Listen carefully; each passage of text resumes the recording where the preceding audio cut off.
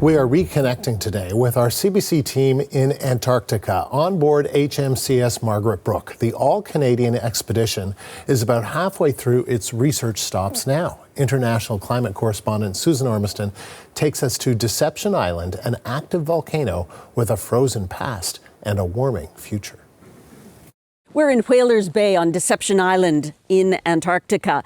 You can see the remains of a very vibrant whaler settlement here back in the early 1900s. The Norwegians were here from 1912 to 1931.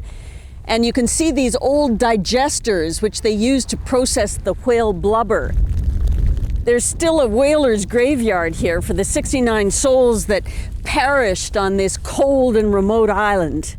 The fascinating thing is we are inside an active volcano. The last major eruption was in 1970, but the area is still seismically monitored for any tremors.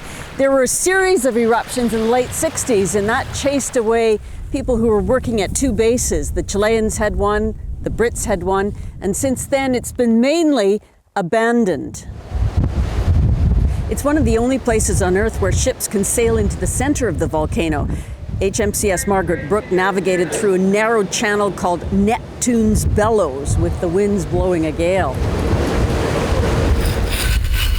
The Canadian scientists were particularly excited to stop here and make some of their samples because this area is so unique. Tom James is the chief scientist on this expedition. What happens in Antarctica doesn't stay in Antarctica.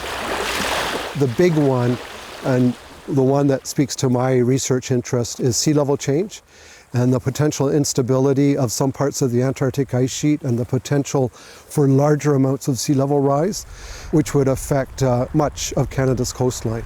20 years ago, this island was made a specially managed area under environmental protection connected to the Antarctic Treaty.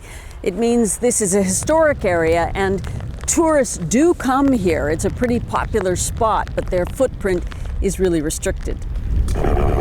This island is frozen in time. It's one of a few examples of a commercial settlement here on the continent, which wouldn't be allowed today. Susan Ormiston, CBC News on Deception Island, Antarctica.